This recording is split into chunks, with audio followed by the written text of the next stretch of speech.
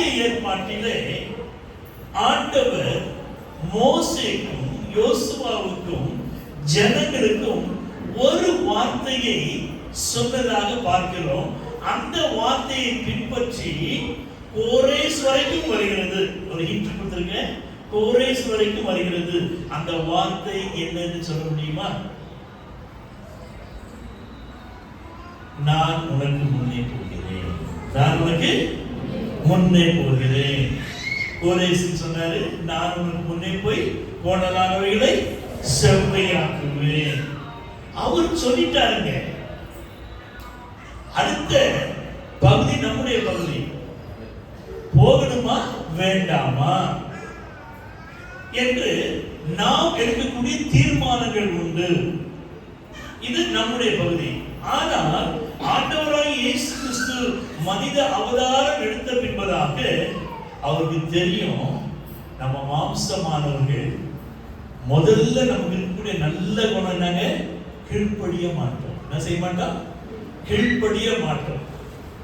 மேல்படிக்கு போனோம்னா கீழ்ப்படியில இருந்தா ஆண்டவர் அப்படியே நம்ம லிஃப்ட் மாதிரி தன்னுடைய தூதர்களுடைய கரங்களை ஏந்தி நம்மை கொண்டு போவார்.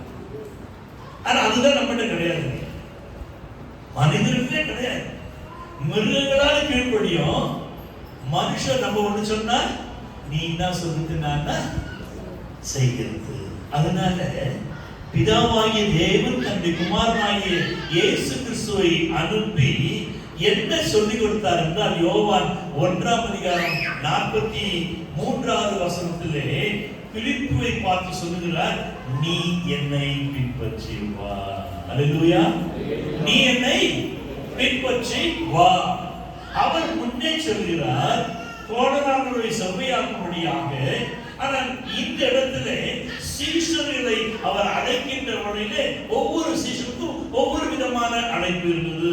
ஆனால் பிலிப்புவுக்கு மாத்திரம் ஒரு விசேஷித்த அழைப்பு என்ன? அவனை நேரடியாக பார்த்து நீ என்னை பின்பற்றி வா என்று அழைக்கிறதை நாம் பார்க்கிறோம். அப்படி தேவனுடைய சமூகத்தில் எழுந்திருப்போம். கர்த்தாவே என்னோடு கூட பேசும், நாங்கள் கேட்கிறோம் என்று சொல்லி பிலிப்புவை பேர் சொல்லி அழைத்தவர் உன்னுடைய பெயரையும் அவர் அறிந்து வைத்திருக்கிறார். அவர் ஜீவ புத்தகத்தில் எழுதி வைத்திருக்கிறார். உனக்கு பெயர் வைத்தவர் அவர்தான்.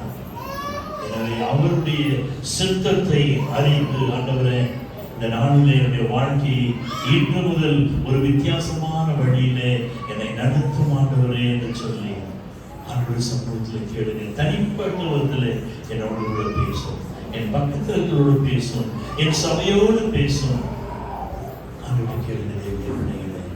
நிச்சயமாக இன்றைக்கு ஒரு தீர்மானத்தை உங்களுக்குள்ளாக நீங்கள் எடுக்க போகிறீர்கள். ஒரு வித்தியாசமான பாதையிலே கர்த்தர் உங்களை கொண்டு போக இன்றைக்கு அவர் சித்தமாக இருக்கிறார்.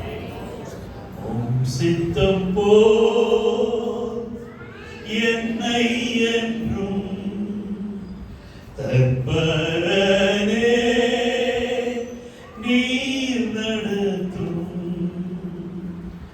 என் சித்தமோ ஒன்றும் வேண்டாம், என் சித்தமோ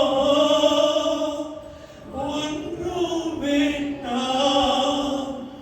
என் பிரியனே, என் இயேசுவே, என் சித்தமோ ஒன்றும் வேண்டாம். என் பிரியனே, என் இயேசுவே. தகப்பனே, நீ பேசும் நாங்கள் கேட்கிறோம். இயேசுவின் நாமத்தில் தாமே. ஆமென். உட்காருங்க. யோவான் 1:43 நீ என்னை பின்பற்றி வா என்று சொல்லி இயேசு கிறிஸ்துவே பிலிப்பை அழைக்கிறதை பார்க்கிறோம். இது ஒரு விசேஷித்த அழைப்பாக, ஒரு நேரடி அழைப்பாக இருக்கிறது. இந்த இடத்துல உங்களுடைய பெயரை நீங்கள் எழுதிக் கொள்ளுங்கள். அப்பொழுது அந்த வசனம், அந்த வார்த்தை உங்களுக்கு சொந்தமாக மாறிவிடும். அல்லேலூயா. எனவே இந்த பிலிப்புடைய வாழ்க்கையிலே ஆண்டவராகிய இயேசு பார்த்திருக்கிறார். இவன் ஒரு யூதன், ஒரு பக்தி உள்ளவன், நியாயப்பிரமாணத்தை முழுதுமாக அறிந்தவன். எனவே இவனை நான் தெரிந்து கொள்வேன் என்றால் சுவிசேஷ பணியிலே அவர் வந்த நோக்கத்தை பழைய ஏற்பாட்டு நியாய பிரமாணத்தோடு இணைத்து வெளிப்படுத்தக்கூடிய தகுதி உள்ளவர் என்று சொல்லி பிலிப்பை அழைக்கின்றார். அல்லேலூயா. உங்களிடத்தில் என்ன தகுதி இருக்கிறது என்பது உங்களுக்கு தெரியாது. நான் எதுக்கு லாய்க்கு இல்லைங்க, நான் இருக்கோம். ஆமா, அதோட பேரண்ட்ஸ் எல்லாம் மக்கு மக்கு மக்கு பிள்ளை மக்கு பிள்ளை மக்கு இதை கேட்டு கேட்டு சில பிள்ளைகள் மக்கா ஆகிறாங்க. ஆனா யார் என்ன சொன்னாலும் சரி, உங்களுக்காக ஒரு தகுதி உண்டு. அல்லேலூயா. அது ஆண்டவருக்கு மாத்திரம் தான் தெரியும் பாருங்க. எனவே அந்த பிலிப்பிடத்துல இருந்த ஒரு தகுதியை பார்த்து அவனை பெயர் சொல்லி அழைக்கிற தேவன், உனக்குள்ளாக என்ன தகுதி இருக்கிறது என்பதை என் தேவன் அறிந்து வைத்திருக்கின்றார். எனவே நீங்க சோர்ந்து போக வேண்டாம். நான் தகுதியற்றவன் தகுதியற்றவன் என்று சொல்லாதபடிக்கு அவர் உங்களுடைய தகுதியோடு சொல்லுகிற ஒரே ஒரு வார்த்தை என்ன? Follow me. என்னை பின்பற்றி வாருங்கள் என்று சொல்லி அவர் அழைக்கிறதை பார்க்கிறோம். The mission Sunday means you have to submit yourself. Submission. இப்போ அடுத்தது உங்களுடைய கரத்திலே ஒப்பு கொடுக்கப்படுகிறது. You have to submit yourself to do the ministry. கர்த்தருடைய ஊழியத்தை செய்யும்படியாகத்தான் நீங்கள் நானும் அழைக்கப்பட்டிருக்கிறோம், தெரிந்து கொள்ளப்பட்டிருக்கிறோம், பிரித்தெடுக்கப்பட்டிருக்கின்றோம். தேவனுடைய பிள்ளைகளை மத்திய 28ஆம் அதிகாரம் 18, 19, 20 வசனங்களிலே the great commission ஆண்டவர் சீஷர்களுக்கு ஒரு கட்டளை கொடுக்கின்றார். என்ன சொல்கிறார்? Go. நீங்க போங்க, நீங்க உபதேசம் பண்ணுங்க, நீங்க ஞானஸ்தானம் கொடுங்க. இதெல்லாம் சொல்லிட்டு கடைசியா சொல்றாரு, I am with you. நான் உங்களோடு கூட இருக்கிறேன் என்று சொல்லி ஆண்டவர் சொல்லுகின்றார். அல்லேலூயா. அவர் உங்களோடு கூட இருக்கிறார். அவர் உங்களோடு கூட இருக்கின்றார். அதை நீங்கள் அடிக்கடி உறுதிப்படுத்திக் கொள்ள வேண்டும். எப்படி உறுதிப்படுத்திக் கொள்ளலாம்? ருத்ரனுக்கு மேல இருக்கிறீங்க, நீங்க வாயை திறக்க மாட்டீங்க, அவங்களே நான் திறக்க வச்சுட்டேன். இயேசு உன்னோடு கூட இருக்கிறார் என்று எப்படி அறிந்து கொள்ள முடியும்? இயேசு என்னோடு இருப்பதை நினைச்சிட்டா என்னுள்ளம் துள்ளுதம்மா, நன்றி என்று சொல்லுதம்மா. அதை மாத்திரம் நான் நினைக்க மாட்டேன். என் பிரச்சனைய நான் நினைச்சு கொண்டே ஆடுவேன். நீங்க அப்படிதான் ஜனங்க. பிரச்சனையா, கவலமா, கண்ணீரா, சோதனையா, வேதனையா, உடனே என்ன வரணும்? கவலம் கண்ணீர் மறக்கணும், கர்த்தரையே நோக்கணும், கற்றுத்தாரும் ஆவியானவரே. இப்படி நாம் ஆண்டவருடைய பாடல்களோடு, வசனத்தோடு, வார்த்தையோடு நாம் இணைந்து செயல்பட வேண்டியவர்களாக இருக்கிறபடினாலே ஆண்டவராகிய இயேசு கிறிஸ்துவை பின்பற்றினவர்கள், those they are followers are called disciples, not Christians.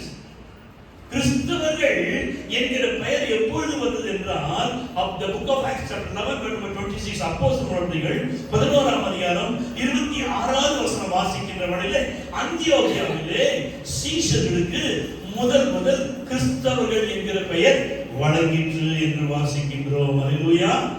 அப்போ first you have to become a disciple. நீங்கள் சீஷனாக மாற வேண்டும். சீஷர்களுக்கு தான் கிறிஸ்தவர்கள், லைக் கிரைஸ்ட், கிறிஸ்துவை போல காணப்பட்டபடினால கிறிஸ்தவர் என்ற பெயர் வழங்கிற்று என்று வாசிக்கிறோம். எனவே are you disciple, are you Christian? நீ ஒரு கிறிஸ்தவனாய் இருக்கிறாயா? நீ சீஷனாக மாற்றப்பட்டால் தான் நீ கிறிஸ்தவன். இல்லைன்னா நீ யார் தெரியுங்களா? ஒரு வீட்டுக்கு போயிருந்தோம், அந்த வீட்டுல அவங்க பிஸ்கெட் காஃபிலாம் கொடுத்தாங்க. அந்த பையன் ஓடு ஐ வாண்ட் பிஸ்கெட் அப்படின்னா அவங்க பையன் சொன்ன பப்பா சொன்னாரு go take from the box. அவன் பிஸ்கெட் அவங்க கீழே போடுறான், ரொம்ப காஸ்ட்லி பிஸ்கெட். கடைசியில் அந்த ஒரு ஏலி குட்டி இருந்துச்சு. என்ன இருந்துச்சு சொல்லுங்க? அவ்வளோட்டா நான் வேற மாதிரி கேட்டுருவேன். ஆமா, என்ன இருந்துச்சு? சத்தமா சொல்லுங்களேன். ஆமா, என்ன இருந்துச்சு? அந்த எலி எலி குட்டி. நான் என்ன சொன்னவன்? அதுக்கு அது சொல்றேன், நான் எலி இல்லை, நான் ஏலியில் என் பேர் என்ன தெரியுமா? மேரி பிஸ்கெட். என்ன பிஸ்கெட்டு? ஏன்னா அந்த பிஸ்கெட் டப்பால இருந்துச்சு. Smell it. மோந்து பார்த்தா என்ன வருது? எலி வாசனை வரும். பிஸ்கெட் டப்பால இருந்தா போட்டுக்கிறீங்க பெர்ஃப்யூம், என்ன வாசனை வருது? அது போலதான் பிஸ்கெட் டப்பால இருந்தவன என்ன வாசனை வருது?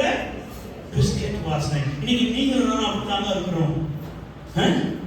நம்ம மேல நம்ம பேருன்னா நிறைய கிறிஸ்தவ பேரை வச்சுக்கிறோம். ஆனா இது என்னடா பாருங்க, பிஸ்கெட் டப்பா. கிறிஸ்டியன் என்கிற அப்பா அம்மாவில் பிறந்து வளர்ந்து கிறிஸ்தவனா இருக்கிற நீங்க தேவனுடைய பிள்ளையே அந்த எலி பிஸ்கெட் ஆகுமா? சொல்லுங்க, வாயை திறக்க மாட்டேங்கிறீங்க. அப்பதான் உங்களுக்கு you can understand what I am telling. Otherwise just listen and go ahead. நிச்சயமா அந்த எலி பிஸ்கெட் ஆகும். என்ன செய்யுங்க, போயிட்டு பிஸ்கெட் கம்பெனி போய் பாருங்க. பெரிய பெரிய கோதுமை பேக் வந்து கட் பண்ணி உள்ள போடுவாங்க. பெருச்சாடி சின்ன சாடி எல்லா சாடியும் உள்ள இருக்கும். அந்த மிஷின் இது கேட் உள்ள தான் இருக்கும். அதுக்குள்ள கோதுமை எல்லாம் போகும். போற கேட்கணும் சத்தம் வரும். என்ன பண்ணும் உள்ள?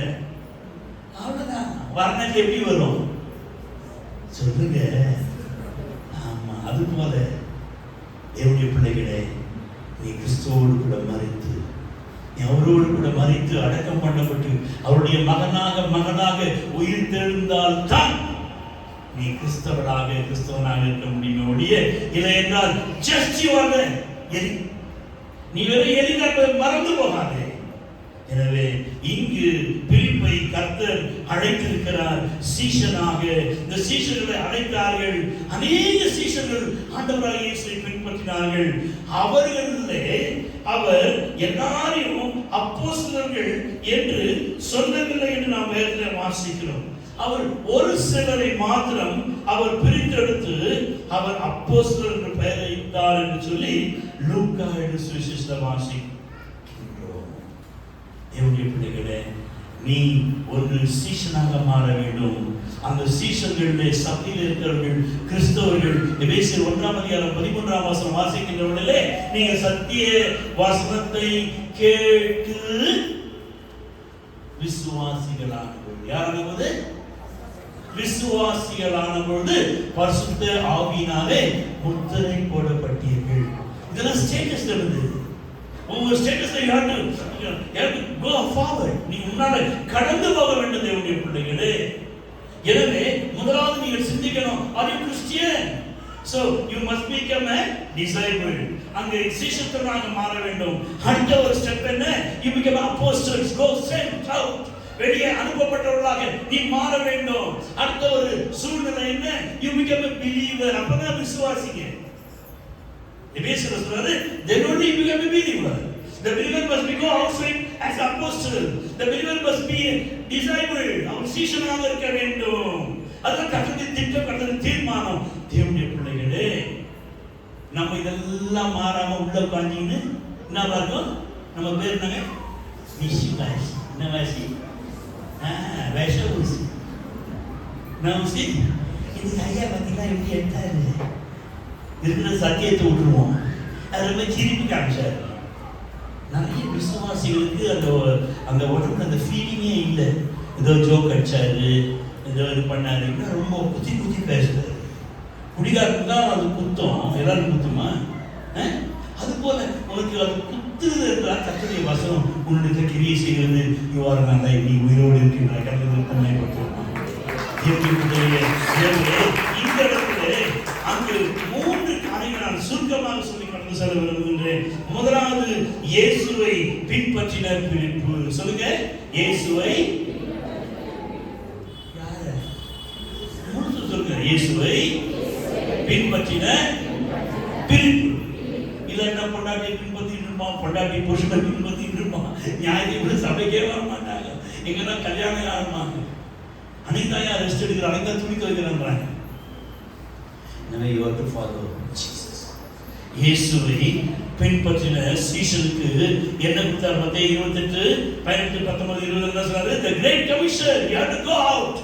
நீ போய் சுவிசேஷம் பண்ண வேண்டும். இரண்டாவது சீஷனுடன் இருந்த பிலிப்பு. முதல்ல அவனை கர்த்தர் அழைத்தார்.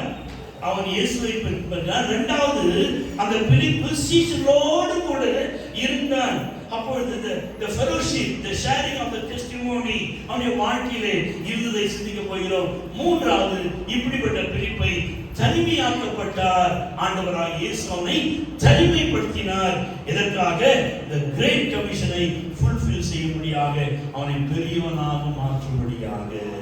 அல்லேலூயா. எனவே தேவனுடைய பிள்ளைகளே, இந்த மூன்று காரியங்களே, முதலாவது இயேசுவை பின்பற்றின இந்த பிலிப்பை குறித்து நாம் பார்க்கின்ற பொழுது யோவான் 1வது அதிகாரம் 45 முதல் 46 வசனங்கள் வரை நாம் வாசிக்கின்ற பொழுது, அங்கு பிலிப்பு நாத்தான்வேலை கண்டு அவன் சொல்லுகிற காரியங்களை அங்கு சிந்திக்கலாம். என்ன சொல்கிறார்? நியாயப்பிரமாணத்திலே மோசேயும் தீர்க்கதரிசிகளும் எழுதியிருக்கிறவரை கண்டோம். வசனத்தை தனக்குள்ளாக இருந்து வெளியே சுவிசேஷம் அறிவிப்பது என்பது உனக்குள்ளாக கர்த்தருடைய வார்த்தை இருக்க வேண்டும். உனக்குள்ளாக வார்த்தை இருந்தால் தான் அது வார்த்தையாக வெளியே வரும். இல்லைன்னா தேவையில்லாத கதையும் கச்சேரியும் பேசிக்கொண்டு அங்கு நாம் சத்தியத்தை மறந்தவர்களாக மாறிவிடுவோம். எனவே அவன் அங்கு சொல்லுகின்ற வழியிலே அதற்கு அந்த நாத்தான்வேல் நாசரேத்தூரிலிருந்து யாதொரு நன்மை உண்டாகுமா என்று அவன் திருப்பி கேள்வி கேட்கிறான். அப்பொழுது பிலிப்பு சொல்கிற ஒரே ஒரு காரியம், கம் அண்ட் see, வந்து பார். அப்ப நீங்களும் கூட ஒவ்வொரு நீங்க வேலை செய்யற இடத்துல, உங்க வீட்டுல, பக்கத்து வீட்டுல, எதிர் வீட்டுல அவன் என்ன செய்யணும்? நீங்க வந்து பாருங்க, ஒரு நாள் வாங்குறேன் வந்து பாருங்களேன், அதுக்கப்புறம் பாருங்க உங்களுக்கு என்னன்னு தெரியும் என்று யாருக்கு இன்விடேஷன். நீங்கள் அவரை அழைக்க வேண்டும். எவ்வளவு சேர்ஸ் காலியா இருக்கிறது. உங்க பக்கத்துக்கு சேர் காலியா இருந்தா, that is you are the responsible person not to call them. முதலாவது நீங்கள் அழைப்பை கொடுக்க வேண்டும், அவர்களுக்காக ஜெபிக்க வேண்டும். இந்த பிலிப்பு முதலாவது done a personal evangelism, தனியார் ஊழியத்தை அவன் செய்தான். யாரை அழைத்தான்? நாத்தான்வேலை அழைத்தான். யாரை அழைத்தான்? அப்ப நீங்களும் தனிப்பட்ட யாராவது ஒருவரை நீங்கள் அழைக்க முடியும். இரண்டாவதாக, அந்த அவனுடைய வாழ்க்கையிலே அந்த சீஷத்துவத்திலே அந்திரேயா என்கிற ஒருவர் இருந்தான். இவன் என்ன செய்யறான்? சைல்ட் எவாஞ்சலிசம், இன்னும் சிறு பிள்ளைகள் ஊழியம். அங்கு 5000 பேருக்கு அதிகமானவர்கள் வந்து கூடிவிட்டார்கள். கர்த்தருடைய வார்த்தையை கேட்கும்படியாக அவர்களை பசியோடு தாகத்தோடு அனுப்ப என் ஆண்டவர் விரும்பாதபடியினாலே அவர் என்ன செய்தார் என்றால், உங்களிடத்தில் என்ன உண்டு, நீங்கள் அவருக்கு போஜனம் கொடுங்கள் என்று சொன்னார். அல்லேலூயா. என்ன கொடுக்கணுமா? யார் கொடுக்கணும்? நம்ம தான் கொடுக்கணும். தேவனுடைய பிள்ளைகளே, ஐயோ நான் என்ன செய்வேன், நான் பண்ணுவேன், நீ நிறைய பேர் மாத்தார் மாதிரி கவலை, ஐயோ நான் தனியா கஷ்டப்படுறேன். நோ, தேவையானது ஒன்று. மரியாள் தன்னை ஈடுபடாத நல்ல பங்கை தெரிந்து கொண்டார். இங்க ஆண்டவர் பிரசங்கம் பண்ணிட்டு இருக்காரு. அந்திரேயா அப்ப என்ன செய்யறாரு? இது மாதிரி சின்ன பிள்ளைங்க, அழுகுற பிள்ளைங்க கூப்பிட்டு அவங்களுக்கு கதை பாட்டு சொல்லி கொடுக்குறாரு. அதுல ஒருத்தர் என்ன கட்டி வந்திருக்கான்? மூட்டை. என்ன கட்டி வந்திருக்கான்? சொத்து மூட்டை கட்டி வந்திருக்கான். அதுக்குள்ள 5 அப்பமும் 2 மீன் இருந்தது. அவன்கிட்ட அந்திரேயா சுவிசேஷம் மாதிரி சொல்ற, ஏய் பிள்ளைகளை கேள்விமா, எனக்கு கொடுப்பா மடி, எனக்கு கொடுனா கொடுமா, நான் ஏன் தருவேன்? அம்மா சொல்லுவ குருடி தாடி பண்றது மாதிரி. இவன் அந்த சிறு பிள்ளைக்கு சுவிசேஷத்தை அறிவித்து, நீ கையில 5 அப்பம் 2 மீன் வச்சிருக்கிய, இத்தனை பேர் சாப்பிடாம வந்துட்டாங்களே, இதுல அங்கிளுக்கு கேட்டா நீ தருவியா? இத்தனை பேர் உங்களால் தர முடியுமா சொல்லிட்டு அவனுக்குள்ள கொடுக்கிற தன்மைகளை சுவிசேஷத்தின் வழியாக, அன்பின் வழியாக அவனோடு கூட பேசினபடியினாலே அவனை கன்வின்ஸ் பண்ணி கொண்ட, சரி நானு கொடுக்கிறேன். அடுத்த சூழ்நிலை என்ன? ஆண்டவர் சொல்றாரு, உங்களிடத்திலே எத்தனை அப்பங்கள் உண்டு? என்ன உண்டு? அப்பொழுது அந்திரேயா சொல்கிறான், இங்க ஒரு பையன் இருக்கிறான், 5 மீனும் 5 அப்பமும் 2 மீனும் இருக்கிறது என்று சொல்லி அதை அனைவருக்கும் பங்கிட்டாங்க. மீதி கூட எத்தனை எடுத்தாங்க? யாருக்கு போயிருந்தது? அதை யோசிக்கணும். உடவு கடைக்கு போனா மாத்திரம் சும்மா எல்லாத்தையும் எடுத்து போட்டுக்கின்னு அந்த பீரோல பாருங்க அப்படியே மேல இருந்து கீழே வருது. ஆனா எங்களுக்கு நானே பேண்ட், நானே ஷர்ட், அவ்வளவுதான். எங்க துணி இருக்கும், கீழே இருக்கும், அது மேல இருந்தாலும் கீழே போட்டு மேலே நிற்கிறது. தேவனுடைய பிள்ளையே, நீ ஊழியத்துக்கு அழைக்கப்பட்டவன், அழைக்கப்பட்டவன். இதெல்லாம் வாங்க வேண்டாம் சொல்லவில்லை. ஆனால் அதே நேரத்தில் அந்த பிள்ளைகளுக்கு நீங்கள் கற்றுக் கொடுக்க வேண்டும். என்ன செய்வீங்க? கற்றுக் கொடுக்கணும். உண்டி வாங்கி கொடுங்க. சின்ன பிள்ளைகளுக்கு மிஷனரி ஊழியத்திற்குன்னு உண்டி வாங்கி கொடுத்து நீங்க அவங்களுக்கு தினமும் அதாவது 2 நாளைக்கு ஒரு முறை எப்பதான் காசு நீ ஐஸ்கிரீம் சாப்பிட்டு மாத்திரம் இல்லை, மிஷனரி ஊழியத்துக்கு யாரோ வீட்டுக்கு போயிருக்காங்க, அவங்க கொடுக்கணும்னு சொல்லி கற்றுக் கொடுங்க. Even Andrea, அந்த child evangelism, child evangelism, சிறு பிள்ளைகள் ஊழியத்தை செய்தார் என்று பார்க்கிறோம். மறுபடியும் பிரிப்புக்குள்ளாக வருவோம். பிலிப்பு என்ன ஊழியம் செய்தார்? அதே யோவான் 11ஆம் அதிகாரம் 21ஆம் வசனம் வாசிக்கின்ற வேளையில அந்த இடத்துல கிரேக்கரான சிலர் இருந்தார்கள். இவர்கள் பெத்சாய்தா ஊரானாகிய பிலிப்பிடத்திலே வந்து என்ன சொல்றாங்க? இயேசுவை காண விரும்புகிறோம். யாரை காண விரும்புகிறோம்? யார்கிட்ட வந்தாங்க? பிலிப்பு கிட்ட வந்தாங்க. சொல்லுங்க, யார்கிட்ட வந்தாங்க? ஏன் பிலிப்பு கிட்ட வந்தாங்க? பிலிப்பு கிரேக்க ஜனங்கள் மத்தியிலே அங்கு இயேசுவை குறித்து, மேசியாவை குறித்து, ரட்சிப்பை குறித்து அவர் பிரசங்கித்துக் கொண்டிருந்தார். அவர்களுக்குள்ளாக அந்த சத்தியம் கடந்து செல்லும்படியாக. சிலருக்கு சந்தேகம், என்ன சிலுவை போட்டு தொழில் வந்துட்டாருன்னு சொல்லிட்டு, நாங்களாம் பெந்தெகோஸ்து சபை, கிரேக்கனுக்கு கிரேக்கனும் யூதனுக்கு சொல்லுங்க இருக்கணும், இல்லாட்டினா அந்த வசனத்தை கிழிச்சு போட்டணும். தேவனுடைய பிள்ளையை நடந்து கொள்ளணும். இந்த இடத்துல கிரேக்கரானவர்களுக்கு இவன் சுவிசேஷத்தை அறிவித்தபடியினாலே அவர்கள் என்ன சொன்னாங்க? இயேசுவை காண விரும்புகிறோம். மாஸ் எவாங்கலிசம். அவன் ஒரு கூட்டத்திற்கு சுவிசேஷம் அறிவிக்கின்றான். தேவனுடைய பிள்ளைகளே, உங்களிடத்தில் கர்த்தர் இந்த 3 ஆசீர்வாதங்களை கொடுத்திருக்கிறார். நம்பர் 1, the personal evangelism, தனியார் ஊழியம். 2வது child evangelism, சிறு பிள்ளைகள் ஊழியம். 3வது mass evangelism, ஒரு ஜனக்கூட்டத்தின் மத்தியிலே சுவிசேஷத்தை அறிவிப்பது. உன்னையும் கூட கர்த்தர் பிலிப்பை போல, இந்த அந்திரேயாவை போல தெரிந்து கொண்டிருக்கிறார். இந்த பிலிப்பு 2வதாக அவன் யாரோடு இருந்தான்? அவன் சீஷர்களோடு இருந்தான். யாரோடு இருந்தான்? சீஷர்களோடு. Fellowship is most important. Whatever you are doing, the ministry, the final report have to come to the base and share the base. What are the God done in your life through you to the other Gentiles people. மற்றவர்களுக்கு கர்த்தர் என்ன சொன்னார், என்ன செய்தார் என்பதை நீங்கள் சாட்சியாக வந்து உங்களுடைய தலைமை சபையிலே, உங்களுடைய தலைமை கூடாரத்திலே உங்கள் போதகரோடு பகிர்ந்து கொள்ள வேண்டும். அதைத்தான் கர்த்தர் விரும்புகிறார். அதுதான் ஊழியம். That is a ministry. That is a mission. எனவே இந்த இடத்துல சீஷருடன் இருந்த பிலிப்பு என்ன செய்தாரா?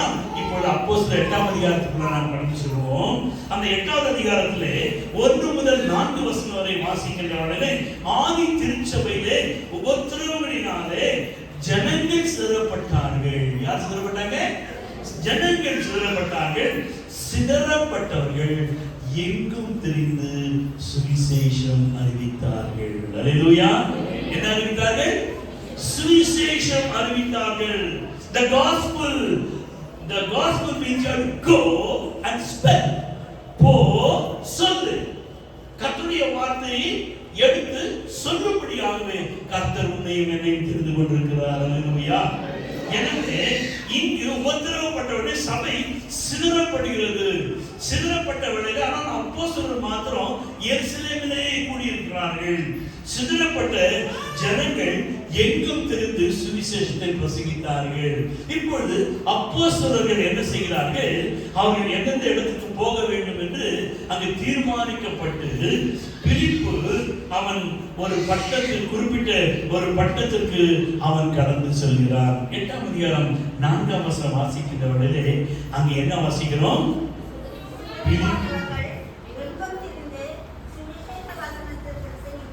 Very good. பிலிப்பு இருந்த அந்த பட்டத்திலே மிகுந்த சந்தோஷம் உண்டாயிற்று. அல்லேலூயா. நீ இருக்கிற இடம் சந்தோஷம் நிறைந்ததா இருக்க வேண்டியது என்னுடைய பிள்ளையே. முதல்ல அந்த சந்தோஷம் யாருக்கு இருக்கணும்? எனக்கு வரணும். எனக்குள்ளாக அந்த சந்தோஷத்தினாலே மகிழ்ச்சியினாலே நான் நிரப்பப்பட்டவளாக காணப்பட வேண்டும் என்னுடைய பிள்ளைகளே. இன்றைக்கு நம்முடைய வாழ்க்கையிலே விசுவாசிகளுக்கு இந்த சந்தோஷ நிம்மதி என்பதே இல்லை. காரணம் என்ன? they are not in Christ. கிறிஸ்துவுக்குள்ளாக காணப்படுவதாலே அவர்களுக்குள்ளாக இந்த உபத்திரவங்களும் பிரச்சனைகளும் வந்தவுடனே கிறிஸ்துவை விட்டு தூரம் போய் விடுகிறார்கள். சபைக்கு வந்து என்ன பேசும்? ஆண்டவர் ஒருத்தர் சொன்னா more prayer more blessing. சொல்லுங்க, more prayer. அதுக்கு இன்னொரு சொன்னா more prayer more problem. more prayer no prayer no problem. எப்படிலாம் யோசிக்கிறாங்க பாருங்க, எப்படிலாம் யோசிக்கிறாங்க பாருங்க. ஏன்னா பிசாசானவன் அவருடைய மனதை குருடாக்கி போட்டான். வசனத்தை நல்லா படிக்க மனப்பாடம் பண்ணுங்க. பிசாசானவன் மனதை குருடாக்கி போட்டான். 2 கொரிந்தியர் வாசிக்கிறது என்னுடைய பிள்ளையே. எனவே இந்த பிலிப்பு இருந்த பட்டணத்திலே அவன் என்ன செய்தான் என்றால் இயேசு கிறிஸ்துவின் நாமத்துக்கு ஏற்றவர்களை குறித்து பிரசங்கித்தான். He preached the name of Christ. கிறிஸ்துவின் நாமம் என்ன, அந்த நாமத்தால் ஏற்படக்கூடிய மகிமை என்ன என்று அவன் பிரசங்கியாக மாறினார். So God chosen each one to preach the gospel to the others. மற்றவர்களுக்கு சுவிசேஷம் சொல்லும்படியாகவே கர்த்தர் உன்னையும் என்னையும் தெரிந்து கொண்டிருக்கின்றார். அல்லேலூயா, அல்லேலூயா. எனவே அவன் பிரசங்கித்தான். பிசாசின் பிடியில் இருந்த அநேகர் விடுதலை பெற்றார்கள், வியாதியஸ்தர் குணப்பட்டார்கள். அந்த பட்டணத்திலே மிகுந்த சந்தோஷம் உண்டாயிற்று. அல்லேலூயா.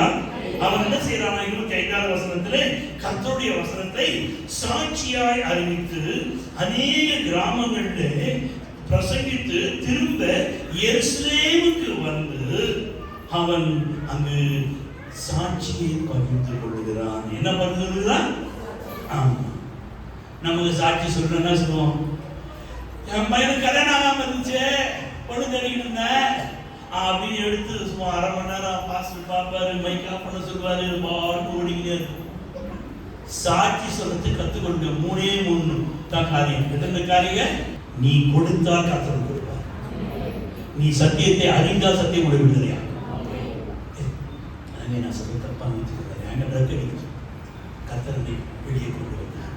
என்னுடைய பிள்ளைகளே, சாட்சியில 3 காரியம் இருக்குது. எத்தனை காரியம் இருக்குது சொல்லுங்க? பிஃபோர் கிரைஸ்ட் உங்களோட தான் சொல்லுங்க. எங்க அம்மா கேட்பாங்க, என்னடா வாயில நான் கொடுக்கட்டே வச்சிருக்கேன். எங்க அம்மா டீச்சர் கேட்பாங்க, நான் கூட அப்படி கேட்க மாட்டேன். நீங்க வாயை வீட்டில் வச்சுட்டு வரல, நீங்க கொண்டு வந்திருக்கேன்னு நம்புறேன். அல்லேலூயா. சொல்லுமா பிஃபோர் கிரைஸ்ட். அப்போ பிஃபோர் கிரைஸ்ட் உடைய வாழ்க்கையிலே நான் யாருக்கு நான் குடிக்க வரணும், அந்த காரம் இந்த காரம் இதெல்லாம் நான் ஒரே ஒரு வார்த்தை. எத்தனை வார்த்தை?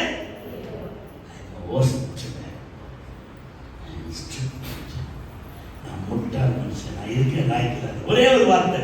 அப்போ பிஃபோர் கிரைஸ்ட் சாட்சி எவ்வளவு சொல்லலாம்? Just 1 minute. எவ்வளவு இருக்கு? ஆனா நமக்கு அதுதான் பெருசா இருக்கு. ரெண்டாவது ஆஃப்டர் கிரைஸ்ட், கிறிஸ்துவை ஏற்றுக்கொண்ட பின்பதாக.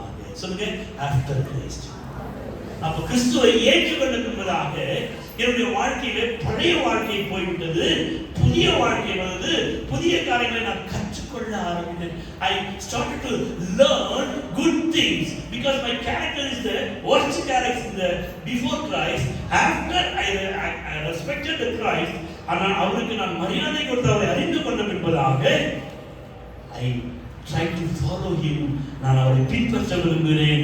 நான் என்னுடைய கேரக்டருடைய குணலட்சணங்கள் மாற்றப்பட்டிருக்கிறது. அல்லேலூயா. ரெண்டாவது ஆஃப்டர் கிரைஸ்ட் எவ்வளவு சாட்சி சொல்லணும்? 2 நிமிஷம். எவ்வளவுங்க? முதல்ல சாட்சிக்கு பிஃபோருக்கு 1 நிமிஷம், கிறிஸ்துவை ஏற்றுக்கொண்ட பின்னால 2 நிமிஷம், அதுக்கப்புறம் பிரசன்ட் இப்பொழுது என்னுடைய வாழ்க்கையை நான் இயேசுவை போல மாறிக்கொண்டிருக்கிறேன். அல்லேலூயா. அதுதான் முக்கியமான ஒரு சாட்சி. தேவனுடைய பிள்ளையே, நீ இயேசுவை போல மாற வேண்டும் என்று கர்த்தர் விரும்புகின்றார். உடைய வாழ்க்கையில இருக்கிற மாற்றங்களை பார்த்துதான் அவர்கள் இயேசுவை போல இருந்த கிறிஸ்தவர்கள் என்ற பெயர் வழங்கிற்று. அப்படிப்பட்ட கிருபையை கர்த்தர் நமக்கு தரட்டும். 3ஆவதாக தனிமையாக்கப்பட்ட பிலிப்பு. அதே அப்போஸ்தலர் 8வது அதிகாரத்துல தான் நாம் பார்க்கின்றோம். அவனுக்கு இருந்தது ரொம்ப சந்தோஷமா இருந்துச்சு. திடீர்னு ஆண்டவர் என்ன சொல்றாரு? Go to the wilderness, வனாந்திர மார்க்கமாய் போ என்று சொல்லிவிட்டார். அல்லேலூயா. வனாந்திர மார்க்கமாய் போ சொன்னாரு. எங்க போ சொன்னாரு? ஐயோ, நான் இந்தியா போவேன், டாக்ஸ் வந்துச்சு, இது வந்துச்சு, நான் எப்படி ஆண்டவரே போவேன், எப்படி என் மனைவி பிள்ளைகளை விட்டு போவேன் என்று இன்னைக்கு அநேகருக்கு பிரச்சனைகள் உண்டு. ஆனால் கர்த்தரை போய் அனுபவமே. ஏன்னா இங்க இருக்க பிரச்சனைகள் எல்லாம் மாறி அவர் இன்னும் உயர்த்த ஆரம்பிக்கிறார். 2வது, அவன் வனாந்திர மார்க்கமாய் ஓடுகின்றான். இந்த வனாந்திரத்திலே ஓடுகின்றான். எதை தொடர்ந்து அங்கு அந்த கந்தகை மந்திரி அவன் அவன் அவன் ரதத்திலே உட்கார்ந்து கொண்டு ஏசாயா தீர்க்கதரிசன புத்தகங்களை அவன் வாசிக்கின்றான். அவ்வாறு வாசிக்கின்ற வழியிலே அர்த்தம் தெரியாமல் வாசிக்கின்றான். ஒரு ரதம் என்பது 16 குதிரைகள், 16 ஹார்ஸ் பவர் என்று சொல்வார்கள். அவ்வளவு வேகமாக ஓடுகிற குதிரைகள் மீது அவன் உட்கார்ந்து கொண்டு செல்கின்றான். கூட இவன் வனாந்திரத்திலே இணைந்து ஓடுகின்றான். கர்த்தர் அவரை பலப்படுத்தினாலே அந்த ஓட்டம் அந்த அந்த அந்த ரதத்தோடு கூட இணைந்து ஓட முடிந்தது. அந்த ஓட்டத்தில் அவன் கேட்கிறான், நீ வாசிக்கிற அர்த்தம் தெரியுமா என்று சொல்லி. தேவனுடைய பிள்ளைகளை நாம் அவரோடு இணைந்து ஓட கற்றுக்கொள்ள வேண்டும். அவருடைய பிரச்சனை என்ன என்பதை நாம் அறிந்து கொள்ளும்படியாக அவரோடு இணைந்து நீங்கள் ஓடுகின்ற பொழுது என்ன ஏற்படுகிறது என்றால், நீங்கள் ஒரே ஒரு கேள்விதான் கேட்பீங்க, என்ன சார் ரொம்ப டல்லா இருக்கிறீங்க, அவ்வளவுதான் இருக்கிறது எல்லாம் தூற்றுவாங்க. ஏன்? அவரோடு இணைந்து ஓடுகிறீர்கள், இணைந்து செயல்படுகிறீர்கள், அவர்களோடு கூட அவர்களாக நீங்கள் மாறுகிறீர்கள். அவ்வாறு ஓடினபடியினாலே, அங்கு அவன் கீழ்ப்படிந்து ஓடினபடியினாலே ஓடி 2வது அவன் கேட்கிறான் என்ன என்று சொல்லி, அதுக்கு அர்த்தம் புரியுது என்று சொல்லுகின்றான். உடனே ரதம் நிறுத்தப்படுகின்றது. அல்லேலூயா. நீ கர்த்தருடைய ஊழியத்தை செய்வாய் என்றார். தேவனுடைய பிள்ளையை கர்த்தருடைய ஊழியத்தை நீ செய்வாய் என்றார். நீ நடந்து போய்கிட்டு இருப்பியா, சைக்கிள்ல போயிருந்தாலும் சரி, நீ எதுல எந்த வாகனத்துல போறியோ, எதுல இருந்தாலும் அதுல இருந்து உனக்கு அப்கிரேட் கிடைக்கும். என்ன கிடைக்குங்க? ஆமென். என்ன கிடைக்கும்? ஆமா. நீ ஓட்ட சைக்கிள் வச்சிருந்தா உனக்கு ஒரு மோட்டார் சைக்கிள் கொடுத்துருவாரு. ஆமையெல்லாம் சொல்லவே சொல்லாதீங்க. நம்ம தான் கடன் கொடுத்து நிறைய பேர் இருக்காங்க ரெடியா என்ன அர்த்தம்? அப்படி ஆகணும். நம்ம என்னது அது அவருக்கு மகிமை, அவருக்கு மகிமை, நான் பிடிச்சிக்காரனாவே வசனத்தை கேட்கின்ற வேலை ஆமைன்னு சொல்லணும். என்ன சொன்னோம்? ஆமைன்னு அப்படியே ஆகட்டும். இந்த இடத்துல அங்கு ரதம் நிற்கிறது, இவனும் இருக்காது ஓடுகின்றான். அல்லேலூயா. தேவனுடைய பிள்ளைகளை கர்த்தர் ஊழியம் செஞ்சு பாருங்க. நான் கமலில் இருக்கேன், கமலில் இருந்துச்சு வருமா வரைக்கும் நடந்து போவேன் ஒரே ஒரு குடும்பத்துக்காக. ஒரு நாள் அப்படி இருந்து ரொம்ப ஆண்டு கேட்டேன். ஆண்டவர் சொன்னார், இந்த 8வது அதிகாரம் காமிச்சார், the days are going to come. ஒரு நாள் வரப்போகிறது இருந்துச்சு. இன்னைக்கு தேவனுடைய கிருபையினாலே, அவருடைய ஆசீர்வாதத்தினாலே பல தேசங்களுக்கு கர்த்தர் எடுத்து செல்கிறார். அடுத்த வாரத்தில் ஸ்ரீலங்காவிலே கர்த்தருடைய ஊழியத்தை செய்யும்படியாக கடந்து செல்கிறேன். எனக்காக நீங்கள் ஜெபிக்கும்படியாக கேட்டுக்கொள்கிறேன். தேவனுடைய பிள்ளைகளே, நீங்கள் அவருடைய வார்த்தை கீழ்ப்படுத்தி பாருங்க. யாருக்கான சத்தியத்தை சொல்லணும், ஒரு வாஞ்சை, ஒரு வைராக்கியம், ஒரு தரிசனம், ஒரு வாரம், ஒரு கண்ணீர் உங்களுக்குள்ளாக இருக்கின்ற வரையிலே அவங்களோட கூட சேர்ந்து ஓடி பாருங்க. The day will come, the time will come. They stop the king. அவன் நிறுத்தினான், இவன் ஏறி காணித்தான். அல்லேலூயா. நடந்தவனை கர்த்தருக்கு மேல உட்கார வச்சாரியா. நீ மேல உட்காருவே. கடைசியிலே நாம் தொடர்ந்து பார்க்கின்ற வரையிலே அங்க சத்தியத்தை சொன்னா, ஞானஸ்நானம் கொடுத்தான். ஞானஸ்நானம் கொடுத்த பின்னால யாருக்கு ஞானஸ்நானம் கொடுத்தான்? மந்திரிக்கு. யாருக்கு?